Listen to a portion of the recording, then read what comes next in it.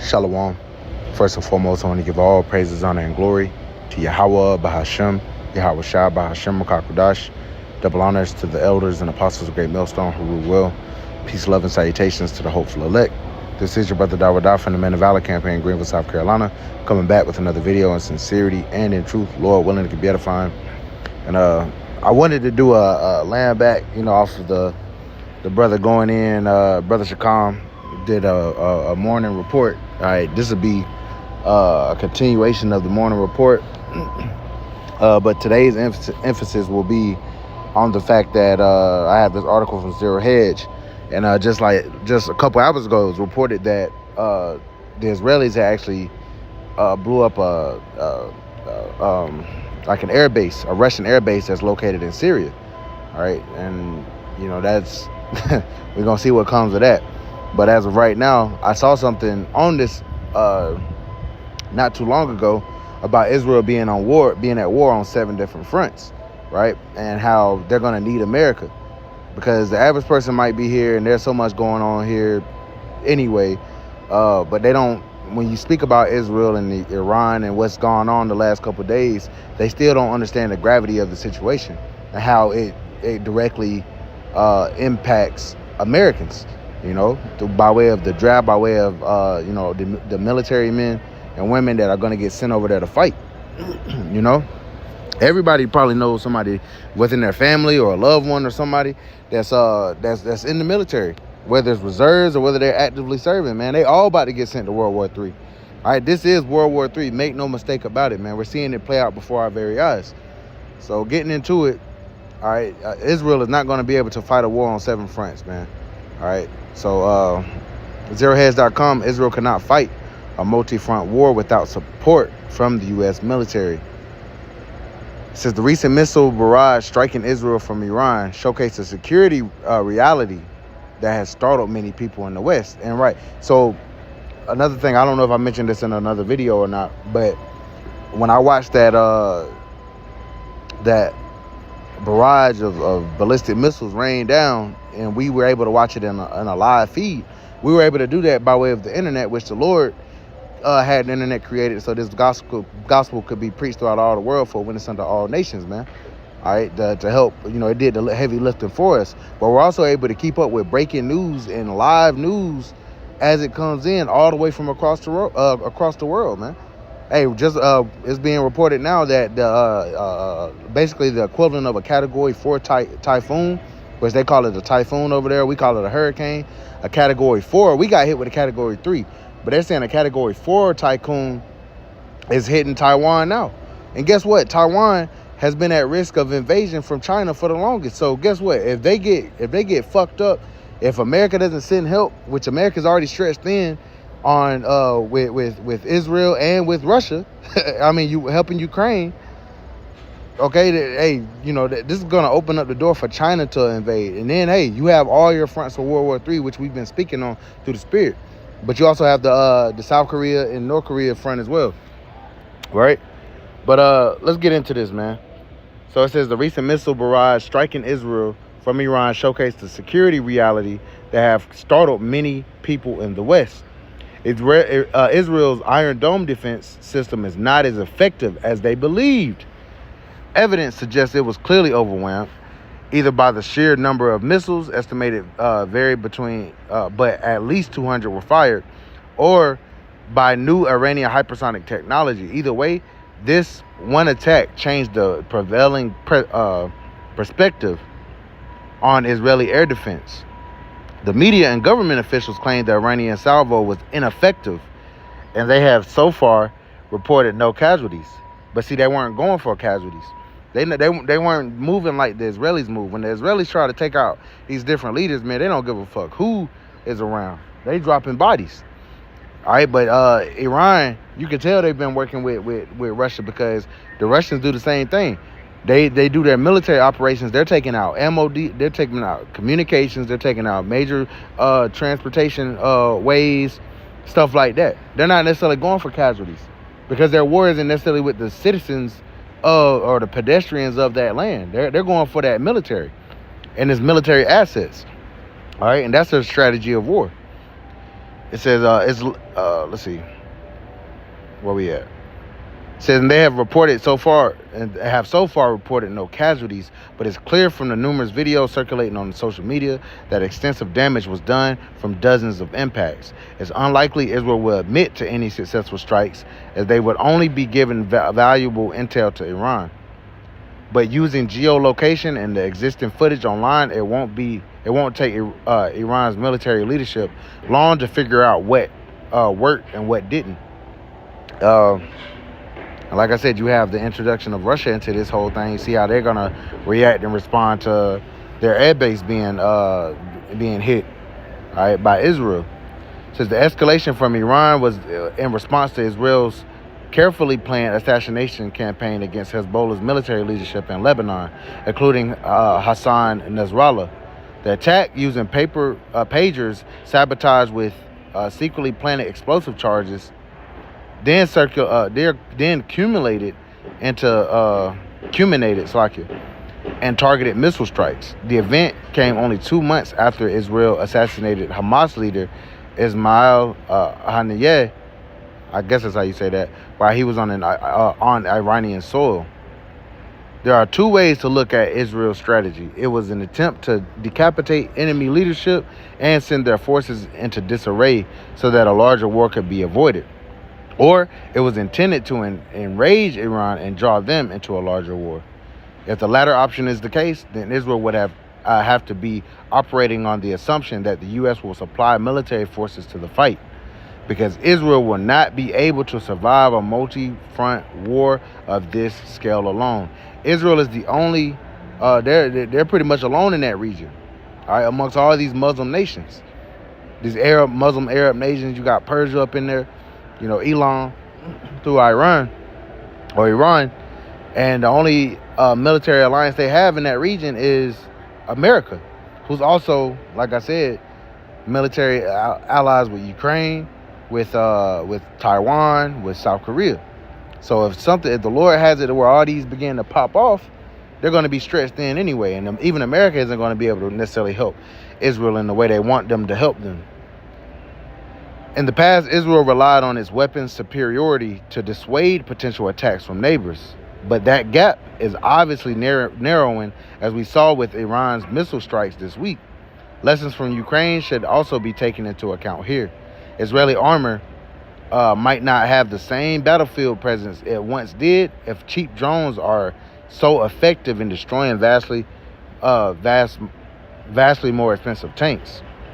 In 2006, Israel attempted a ground invasion of Lebanon with disastrous results. And they just tried to go into Lebanon again, and they're reporting casualties, which is probably why this time they struck Hezbollah leadership first. Why this time they just like it. However, Israel seems intent on fighting the whole of the Middle East at once, and this changes the situation dramatically. It says the ground game, as we have seen in Ukraine, does not favor maneuver warfare due to drones and other modern intel gathering technology. The nations with the greatest manpower have a significant advantage when it comes to attrition warfare, and that is likely how this war will be fought. Iran by itself has a considerable manpower edge over Israel. If we examine, you can see right here, the military strength, the active personnel, reserves, and the paramilitary, right? If we examine, and that's just Iran. That's not including all its proxies and all these other different things, right? It says if we examine basic population, Iran has a massive advantage with over 88 million people versus Iran's 9.5 million. Israel's 9.5 million people. And that's not counting Lebanon, Syria, and the Houthis in Yemen, etc. Iran's ability to replenish their forces with new recruits through conscription will certainly outmatch Israel's conscription. Again, we have seen this with Russia's military in Ukraine. No technology, except perhaps nuclear weapons, will level the playing field and give Israel the ability to win in a ground war on multiple fronts. This means the Israelis will need an allied effort And guess which country is the only candidate for the task? Joe Biden stated after the Iranian strikes. Makes no sense. The United States is fully supportive of Israel. It says, asked how he wanted Israel to respond, Biden said this was a matter in active discussion and that consequences for Tehran remain to be seen. Kamala Harris released her own statement backing Biden's position. Iran is not only a threat to Israel, Iran is also a threat to American personnel in the region. American interests and innocent civilians across the region who suffer at the hands of Iran-based and backed terrorist proxies. We will never hesitate to take whatever action is necessary to defend U.S. forces and interests against Iran and Iran-backed terrorists. And we will continue to work with our allies and partners to disrupt Iran's aggression, behavior, and hold them accountable. And remember, they signed House Resolution, I believe, 55 a few months ago that gave basically the U.S. government, basically the ability to keep Iran from becoming a nuclear power by any means necessary. Okay, they laid the groundwork. They knew this was going to happen. These statements fell in line with a joint military exercise and war game carried out in recent months called Juniper Oak. The program was designed to prepare for an inevitable war between Israel and wider Middle East and requires participation by U.S. forces by air, sea, and land, which means what? The U.S. will be fighting Iran and all those other fronts alongside Israel. That is war. It says, for those millions of Americans that want to stay out of the foreign wars and entanglements, the situation does not look good. For those wondering what October's surprise would be, war with Iran and most of the Middle East could be the shoe drop that everyone was waiting for. The situation could very well upend the presidential election in November and change the voter landscape yet again. Even with the Trump win, Biden has plenty of time to embroil the U.S. in a war with Iran before leaving office in 2025. The Harris camp argues that a change of leadership and policy in the midst of geopolitical crisis would be damaging to the U.S. Security. In other words, they get Americans involved in a quagmire in the Middle East and then claim the quagmire requires them that they stay in office. And that's what I've been saying through the spirit as well. All right, a major war popping off, and now we're seeing that it's right in our face. There will be no change of power. And that's going to do what? That's going to piss a lot of the Trump supporters off. And hey, that could incite civil war here, man. All right, so it's all coming down the pipe, man. This is why this is so important. This is pivotal. I keep saying that word, pivotal. This is pivotal as far as the election outcome. If there's going to be an election, even if they say Trump win, you know, I've been saying, and I spoke with this to brothers, but now it's becoming more of a possibility, so I can say it. And I speak as a man. I'm just speculating, but even if they say Trump wins and he wins by a landslide, guess what? The inauguration isn't until January 21st, and a lot can happen, as we've been seeing, can happen in between that. And if Trump was to win, but this war goes full on, there won't be a change of power, man. All right, they're gonna keep Biden in there, and if something happens to Biden, they're gonna put Harrison will be in there. All right, that the election will be off. All right, so that, and then people, hey, you thought these Trump supporters, they thought they got robbed last time. You know, hey, this is what's gonna make them take up arms, man. So I wanted to get this, mainly this scripture right here, you know, because I'm at the plantation, but I wanted to bring out this article, and there's just so much going on. Hey, the scriptures we always bring out: the second oil is past, behold, the third woe cometh quickly. It's at the door, man. Now, it doesn't mean the missiles are going to fly tomorrow. The MOTB, and we got to say this for the umpteenth time, the CHIP, the MOTB, still has to be implemented throughout the world before this thing goes nuclear. But the Lord is already setting the groundwork and setting the lines in the sand and creating the allies and axes of resistance and whatnot for when this shit does, when the MOTB does become mandatory. It ain't gonna take long, man. We ain't gonna be in this motherfucker for years, you know, in the woods or in the wilderness or evading, you know, troops and shit, you know, for years, man. This thing gonna happen relatively quickly, but we're seeing that, you know, these nations are seeing blood. They're not fucking with America. They're not fucking with Israel. All right, and they ready to put this bitch in the dirt, man. So this is Obadiah 1, and I'll start at verse 6. It says, how are the things of Esau searched out? How are his hidden things sought up? And we seeing all these different things come out, just on different things. Right now I'm focused on this war, but there's so much to speak about right now. And the Lord has brothers in overdrive right now bringing out these different topics, according to their portion. I'm pretty sure every brother can't keep up with every single thing that's going on, man, go full on depth. But that's where the body comes in. Brothers are hey, the spirit is working in overdrive and has us bringing this information out because the time is short, man. Hey, the elect could very well be sealed, man, the way things are moving. It says, verse 7, all the men of thy confederacy have brought thee even to the border. The men that were at peace with thee have prevailed against thee, and have deceived thee and prevailed against thee. Let me read that again. All the men of thy confederacy have brought thee even to the border. The men that were at peace with thee have deceived thee and prevailed against thee. They that eat thy bread have laid a wound under thee. There is none understanding in them. Right? And actually, there was something else I wanted to get. Oh yeah, going back to verse 2, jumping up. It says, behold, I have made thee small among the heathen, thou art greatly despised. And we know this is speaking about Esau and his latter judgment. All right, but hey, in particularly, you could apply this to the chief house of Esau, which is Amalek, which are those